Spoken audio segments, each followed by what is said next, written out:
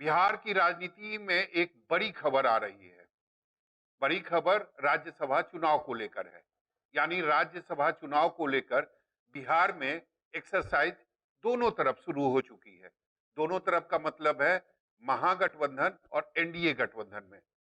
महागठबंधन में कल एक आरजेडी के तरफ से एक बड़ी बैठक होती है, जिसमें आरजेडी के तमाम विधायक मौजूद रहते हैं और उस बैठक में फैसला ये होता है कि राज्यसभा के लिए उम्मीदवार का चयन या तो लालू प्रसाद यादव या फिर तेजस्वी यादव करेंगे।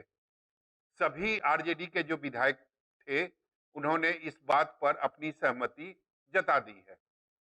अब फैसला तेजस्वी यादव और लालू प्रसाद यादव को लेना है कि आरजेडी के तरफ से राज्यसभा के लिए उम्मीदवार कौन होगा। सूत्रों की माने तो राज्यसभा के लिए आरजेडी दोनों नाम पर विचार कर रही है। यानी जो राज्यसभा के सदस्य थे अमरेंद्रधारी सिंह और प्रेम गुप्ता, दोनों के नाम पर विचार कर रही है, लेकिन फैसला विपक्ष के सभी विधायक करेंगे।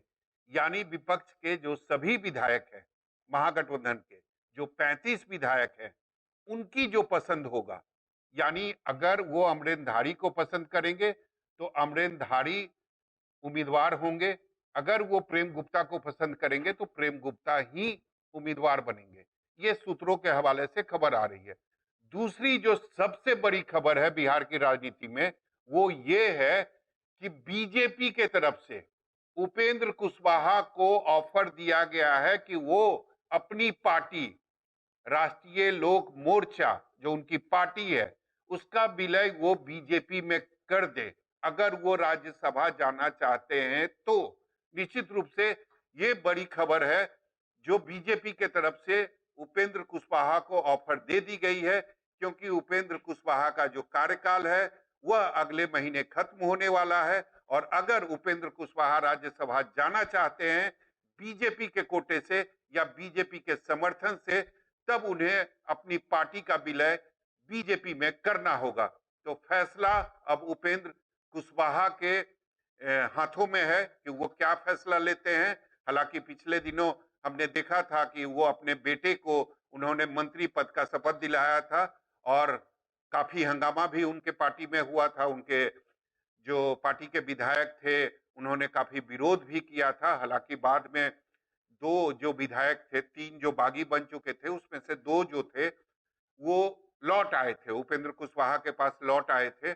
लेकिन एक विधायक अभी भी हैं जो लौटने के मूड में नहीं है और उनका कहना है कि हम उपेंद्र कुशवाहा से इत्तेफाक नहीं रखते हैं। उन्होंने जो किया वो बिल्कुल गलत किया और आगे आने वाले समय में हम अपनी रणनीति का खुलासा करेंगे।